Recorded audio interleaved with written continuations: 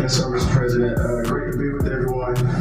And you were giving your report, which was fantastic, and I listened to the report of all my colleagues here and those that will come. It reminds me when I played in the NFL, we had this thing called game film.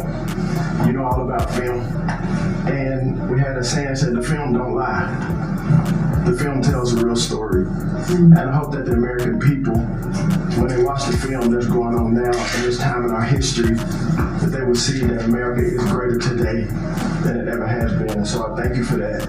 And thank you for giving us good stories that we can tell for the American people. Scott, we're saving our country. Yes, sir. Okay, and I don't want to be braggadocious. We're saving our country. Our country was going down and would never have been able to come back. We're saving all of us, but we're saving our country. All right, go ahead. So at Housing and Urban Development, in keeping with your executive order, sir, in making American streets safe and beautiful again, we've been very intentional about making public housing in our country safe. And I want people to know, our colleagues know this, but people in America know that we actually care about people that live in public housing around our country. A lot of public housing is wrought with crime, sex trafficking, drug trafficking, illicit drugs, illegal aliens living in public housing, but we put them on notice to let you know that it's not lost on us. We care about the people, we're paying attention to it, and we're going to root out crime in public housing. We've been very focused on working with the Memphis Safe Task Force, the DC Safe and Beautiful Task Force, working with Pam and Chrissy and others, and law enforcement. Our law enforcement is tremendous.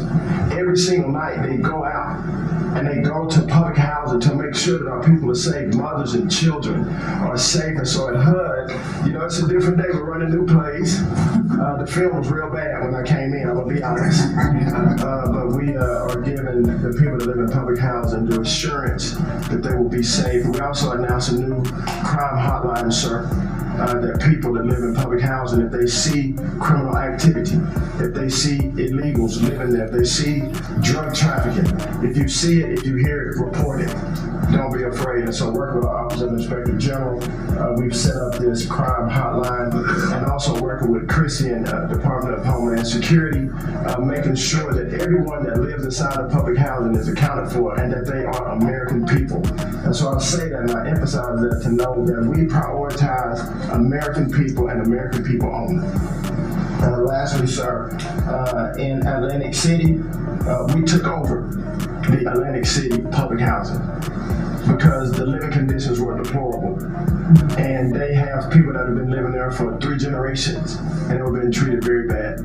And so I took it so that we can now give people a safe place to stay. And working with the First Lady in the Foster Youth Initiative has been a great joy for me and our team. So thank you for doing that executive order to make sure that our foster youth have a safe landing pad and have financial literacy as they age out of the foster youth system. And so you talked about affordability.